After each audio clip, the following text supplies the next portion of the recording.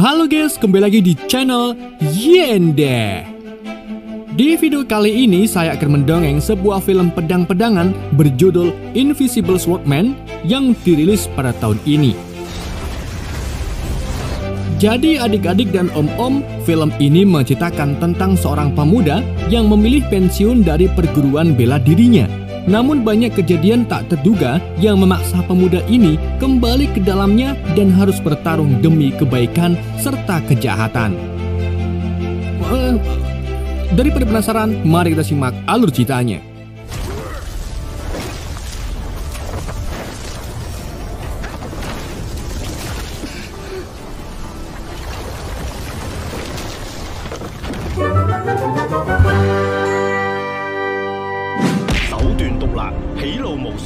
Film dibuka dengan narator yang menjelaskan kalau orang-orang di wilayah Jianghu banyak yang takut dengan sakte matahari bulan suci yang diketuai oleh Ren Woxing yang terkenal jahat tanpa ampun. Saking jahatnya, Ren Woxing bahkan membunuh para pengikutnya sehingga para pengikut yang tersisa memilih berpihak kepada sakte pendekar timur yang tidak terkalahkan. Karena hal inilah, beberapa kali ada orang yang mengaku sebagai pemimpin pendekar timur tak terkalahkan dan ingin duel dengan Ren Woxing. Namun, Woxing berhasil membunuh mereka semua dan menggantungnya di tebing hutan kegelapan. Sampai akhirnya, muncullah seorang wanita bernama Dongfeng Bubai yang mengaku sebagai pendekar timur tak terkalahkan. Woxing pun menganggapnya remeh dan langsung menyerangnya. Akan tetapi wanita itu mampu menghindari setiap serangan Woxing dan menggunakan jurusnya yaitu jarum serta benang.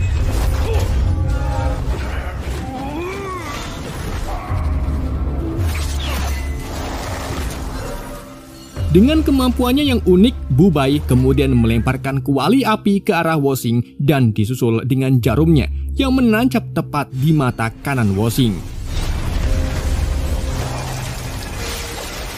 Setelah itu, Bubai lanjut mengeluarkan ratusan jarum yang menembus tubuh Woxing dan memenjarakannya. Dengan begitu, Bubai pun memenangkan duel dan menjadi pemimpin baru sakte matahari bulan suci. Scene kemudian menunjukkan seorang pemuda yang hobi minum-minuman. Ia adalah Linghu Chong yang berada di sakte Huasan. Bersamaan dengan itu, muncullah kakek tua bernama Feng Qingyang yang merupakan tetua di sakte Huasan. Ketika keduanya sedang mengobrol, Qingyang merasakan kedatangan seseorang dari luar sakte Huasan. Dan benar saja, ketika dilihat ternyata ada Ren Yingying yang ternyata putri dari Ren Woxing. Ia datang bersama rekannya bernama Lan Fenghuang. Namun, kedatangan mereka tak disambut dengan baik oleh orang-orang Huasan hingga terjadilah pengeroyokan. Melihat kejadian itu, Linghu pun langsung menyelamatkan keduanya dan rela melawan salah satu pemimpin Huasan yaitu Zuo Lengchan. Akan tetapi, aksi heroiknya itu dianggap salah karena Linghu menolong dan berteman dengan orang dari sakte iblis. Oleh karena itu, Linghu dibawa ke masternya yaitu Yue Buekun. Saat dibawa ke hadapan Yue Buekun, Linghu pun menjelaskan kalau ia berteman dengan Ren Yingying karena keduanya sama-sama suka musik dan tidak ada sangkut pautnya dengan urusan ilmu sakte-saktean. Jadi untuk kali ini, Yue Buekun memaafkan Linghu, tetapi ia tetap mengingatkan Linghu agar tidak berteman lagi dengan Yingying dan siap menyerang jika melihat orang dari sakte iblis lagi. Namun, Linghu yang keras kepala menolak untuk melakukan hal itu. Teman-teman Linghu termasuk putri dari Yue Buekun yaitu Yue Lingsan lalu mencoba membela Linghu dan memohon ke master agar memberinya keringanan. Hal ini pun membuat Zuo Lengchan semakin kesal sehingga anak buahnya siap menadahkan pedangnya. Tapi tiba-tiba angin kencang muncul hingga mengendalikan pedang-pedang itu. Ternyata itu karena ulah dari Feng Qingyang yang memiliki kekuatan pedang legendaris. Qingyang pun mengizinkan Yue Buekun untuk menghukum Linghu sesuai dengan peraturan Huasan, yaitu meninggalkan perguruan Huasan. Tak hanya itu saja, Linghu juga memusnahkan tenaga dalamnya sendiri yang sudah ia latih selama 10 tahun. Setelah kejadian itu, King Yang memutuskan untuk menolong Ling Hun dan mentransfer tenaga dalamnya yang setara dengan 20 tahun masa latihan Ling Hun serta menjadikannya murid satu-satunya.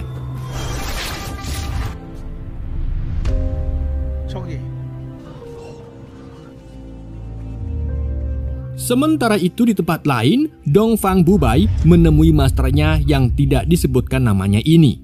Pria dengan jambul tinggi itu mau melakukan apapun demi mempelajari ilmu bunga matahari, termasuk rela melakukan kebiri.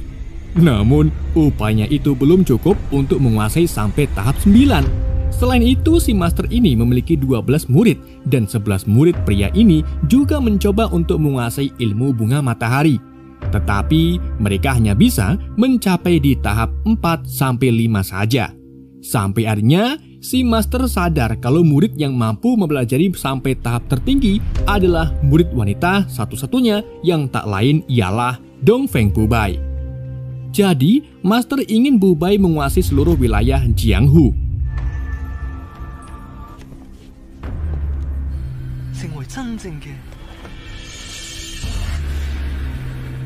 Kita kemudian kembali lagi ke Ling Hu yang kini tinggal bersama Feng Qingyang di puncak gunung tebing penebusan.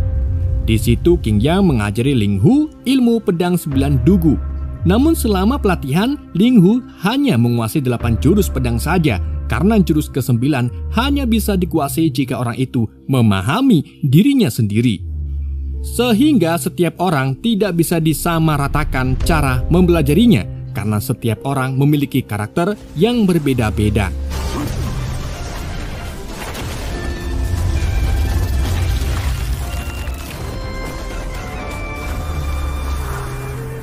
Lalu saat Ling Hu dan Qingyang sedang makan, mereka melihat kelabang beracun yang membuat mereka heran sebab di tempat ini jarang ditemukan hewan beracun. Dari situlah Ling Hu sadar kalau itu menandakan kedatangan Ren Yingying dan Leng Fenghuang. Tapi ketika keduanya sampai di seberang tebing penebusan, ternyata jembatan yang biasa mereka lalui sudah tak ada. Dan sudah pasti dengan tujuan agar orang dari sakte lain tidak masuk ke Huasan. Jadi, Yingying sengaja memainkan kecapi sebagai tanda kedatangannya. Namun Ling Hu tak mau menemuinya, jadi Qingyang pun memberitahu Ling Hu agar mengikuti kata hati sendiri. Setelah merenung, Ling Hu akhirnya menemui Yingying. Di situ Yingying dan Feng Huang memberi Ling Hu amerkas buatan sakte matahari bulan suci sebagai ucapan terima kasih karena sebelumnya Ling Hu sudah menyelamatkan mereka dari amukan para Huasan.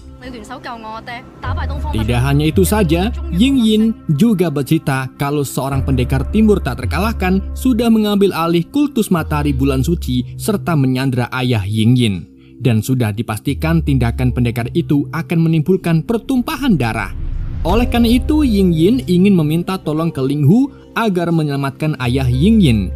Awalnya Ling Hu menolak karena ia sudah tak mau berurusan lagi dengan sakte iblis dan memilih hidup tenang.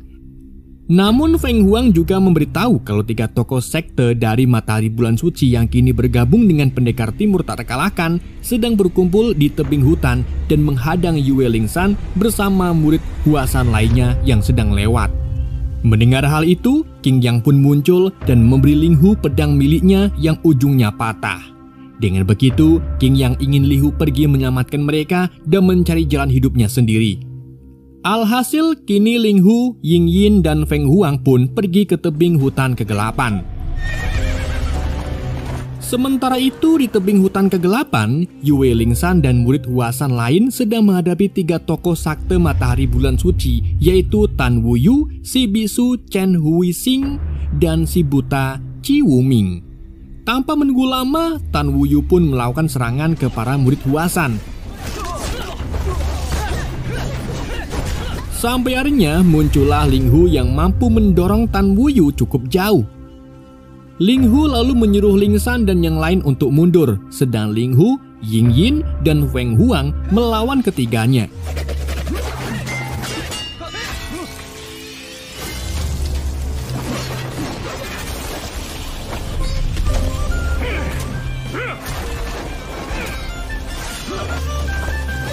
Dengan kekuatan ahli pedangnya, Ling Hu pun mampu memotong tangan Tan Wuyu dan Feng Huang juga menusuk jantung si buta Chi Wuming.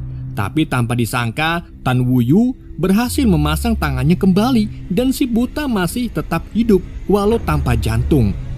Ternyata pendekar timur tak terkalahkan membuat pil dari otak 3 mayat untuk menyempurnakan jurus kitab bunga matahari. Pendekar timur juga menyuruh pengikutnya untuk meminum pil tersebut sehingga membuat mereka sulit untuk dikalahkan. Meskipun begitu, Ling Hu berusaha melawan ketiganya dengan harapan menemukan titik kelemahan mereka. Dan benar saja, ketika Ling Hu menggunakan jurus pedangnya untuk menciptakan angin yang sangat kencang, 3 musuh itu langsung memilih untuk kabur. Setelah kejadian itu, Ling Hu meminta Feng Huang untuk menjaga Ling San dan murid Hua San lainnya. Sedang Ling Hu mengikuti 3 musuh tadi yang kemudian diikuti oleh Ying Yin. Lalu di atas air terjun terlihat Tan Wuyu menemui Dongfang Bubai. Tapi di waktu yang sama Ling Hu juga muncul mencoba melindungi Bubai dari Tan Wuyu. Tambah diketahui oleh Ling Hu kalau Bubai ini ternyata adalah pendekar timur tak terkalahkan. Namun Bubai juga tetap berpura-pura polos dan mengkode Tan Wuyu agar menyerangnya. Lalu, saat serangan itu menuju ke arahnya, Bubai sengaja menjatuhkan diri ke sungai yang kemudian ditolong oleh Ling Hu.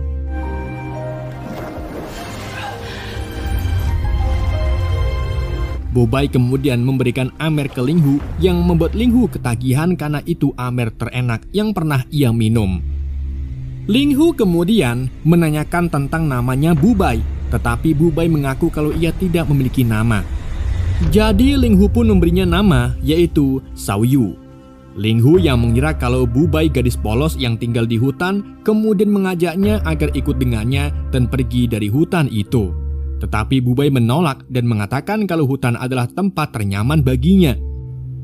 Alhasil Ling Hu pun pergi untuk melanjutkan perjalanannya dan berjanji akan menemui Bubai jika urusannya sudah selesai.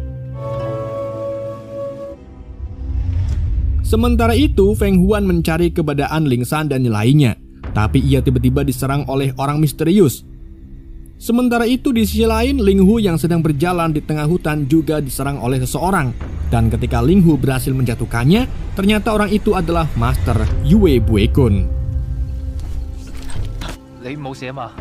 Di malam harinya, Ling Hu dan Buekun beristirahat di bawah batu besar. Ling Hu kemudian menceritakan kronologi bagaimana ia bisa ada di hutan ini. Buekun pun mengungkapkan kalau Ling San serta yang lain tertangkap oleh kultus pendekar timur tak terkalahkan dan dibawa ke tebing hutan kegelapan. Jadi keduanya segera pergi ke sana untuk menolong Ling San serta yang lainnya. Buekun lalu membawa Ling Hu ke bawah tebing dan berencana naik ke atas tebing. Tapi di tengah itu Buekun mengeluarkan belatinya dan dengan liciknya ingin menikam Ling Hu. Beruntung upayanya itu gagal karena tiba-tiba banyak anak panah mengincar mereka. Jadi Ling Hu yang tak tahu apa-apa memutuskan untuk berpencar. Tak lama kemudian Buekun ternyata berkhianat dan beralih menjadi pengikut pendekar timur tak terkalahkan untuk mendapatkan kitab bunga matahari. Buekun juga meminum pil otak 3 mayat yang membuat dirinya semakin kuat.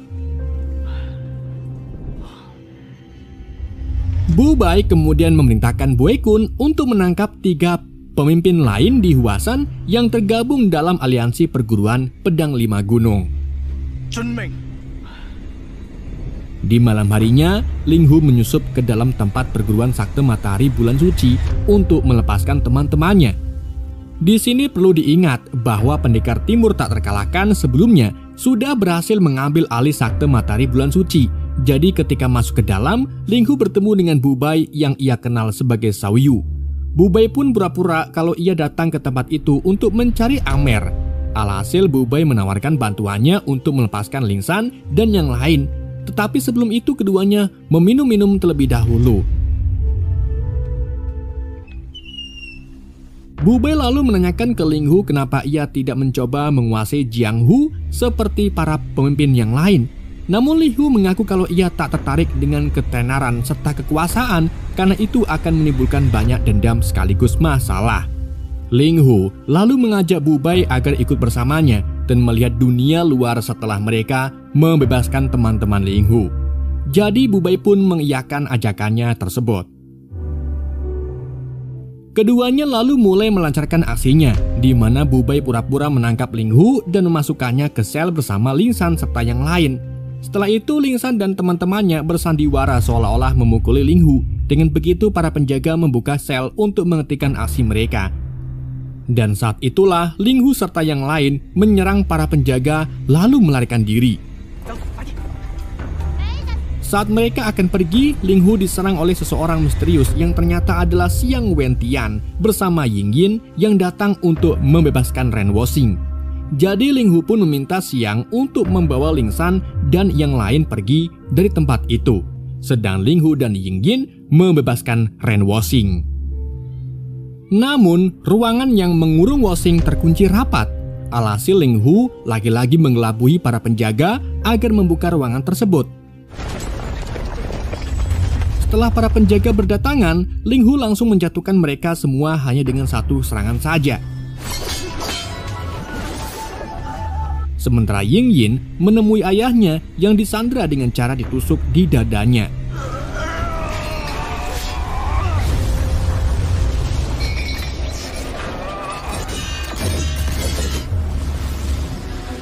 Ren Woxing pun akhirnya terbebas dan meluapkan kekesalannya dengan membunuh para prajuritnya yang beralih ke pendekar timur tak terkalahkan, termasuk Tan Wuyu, si Bisu, serta si Buta.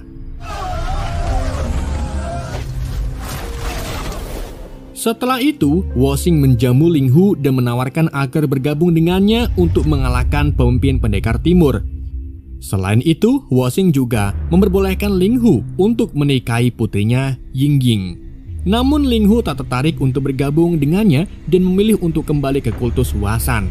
Alhasil, Ling Hu pun pergi dan menemui Ling San serta murid lainnya. Mereka lalu minum-minum untuk merayakan kebersamaan mereka lagi. Tapi di malam harinya, saat yang lain tertidur, Ling Hu pergi diam-diam karena ia masih ada janji dengan seseorang. Siapa lagi kalau bukan Shou Yu atau Bu Bai. Kemudian saat Ling Hu melewati pagar, ia melihat Yue Bui Kun masuk ke dalam sebuah gubuk. Dan ternyata Bui Kun sedang menjalankan misinya, yaitu membunuh 4 temannya yang bergabung dalam aliansi Pedang 5 Gunung. Melihat hal ini, Ling Hu pun terkejut dan kecewa dengan Bui Kun yang melakukan hal keji demi kitab bunga matahari. Bui Kun lalu mengungkapkan penyesalannya karena ia tak punya pilihan lain untuk mendapatkan kekuatan besar. Dan ketika Ling Hu lengah, Bui Kun langsung mengambil kesempatan itu untuk menikam jantung Ling Hu sampai Ling Hu tak sadarkan diri. Tapi di waktu yang sama, Bu Bai muncul dan dengan cepat memenggal kelapa Bui Kun.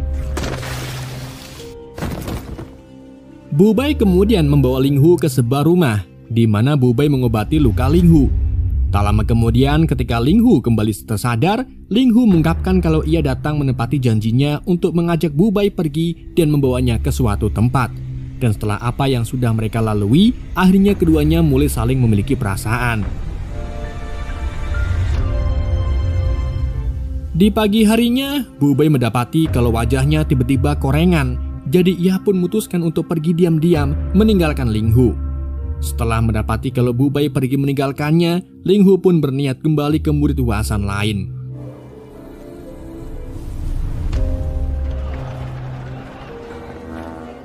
Namun di tengah perjalanan, ia melihat orang-orang sedang menyembah pemimpin pendekar timur. Meskipun Bu Bai kini menggunakan masker, tapi Ling Hu masih mengenalinya. Dan dari sinilah Ling Hu baru sadar kalau wanita yang ia cintai ternyata adalah pemimpin sakte iblis pendekar timur tak terkalahkan. Sementara itu, Feng Huang yang berhasil tertangkap kemudian dibawa ke hadapan Bu Bai, di mana Bu Bai menggunakan jarum serta benangnya untuk menusuk leher Feng Huang dan kemudian meminum darahnya. Seketika koreng di wajah Bu Bai pun sembuh total. Bu Bai lalu menemui Ling Hu di saat Ling Hu sudah mengetahui semuanya. Tentunya Ling Hu marah dengan sandiwara Bu Bai yang tak jujur dari awal dan kemudian pergi begitu saja. Ling Hu kemudian sampai di Huasan dan mendapati seluruh tempatnya terbakar serta murid-muridnya terbantai. Tetapi untungnya Ling San masih hidup, meskipun kedua matanya mengalami kebutaan. Ling San lalu mengungkapkan kalau pelaku pembantaian ini adalah ketua atau pemimpin pendekar timur tak terkalahkan yang tak lain adalah Bu Bai. Karena kejadian itulah Ling Hu semakin benci dengan Bu Bai dan memutuskan untuk bergabung dengan Ren Woxing untuk mengalahkan Bu Bai. Tak menunggu lama, Woxing, Yingying, Xiang, dan juga Ling Hu langsung pergi ke tebing hutan kegelapan sambil membawa pasukan.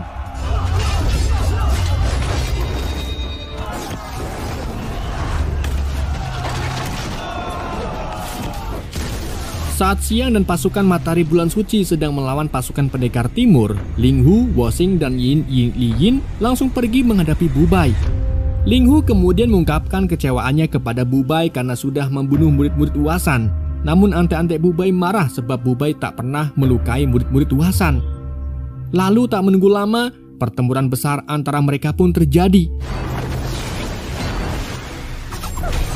di mana Woxing berhasil menjatuhkan dua ante-ante Bu Bai, sedang Bu Bai membentangkan kain merah di tempat tersebut.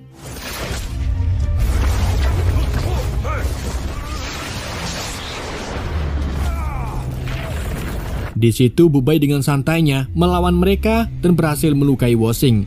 Jadi kini waktunya Ling Hu beraksi untuk duel dengan Bu Bai.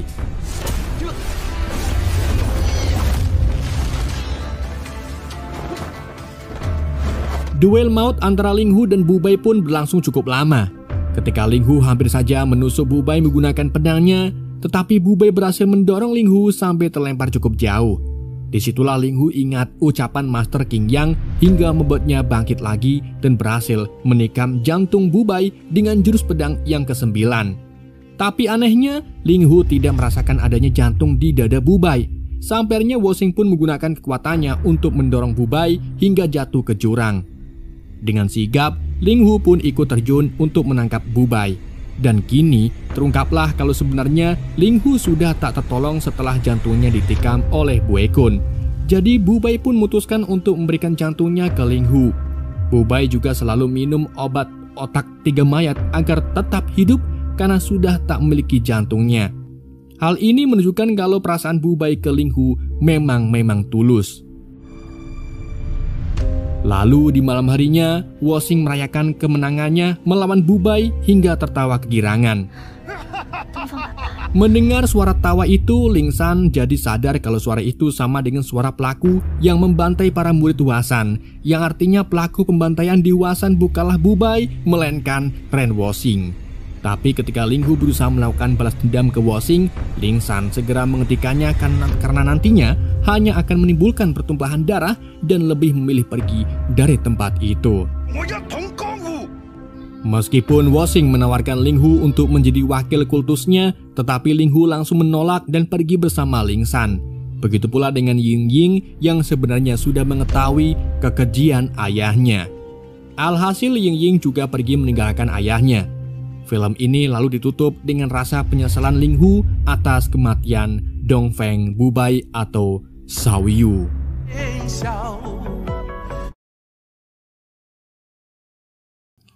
Oke guys, itulah alur cerita film Invisible Swordman. Semoga kalian terhibur dengan alur cerita yang saya bawakan. Mohon maaf jika ada kesalahan dalam penyebutan nama ataupun penyampaiannya.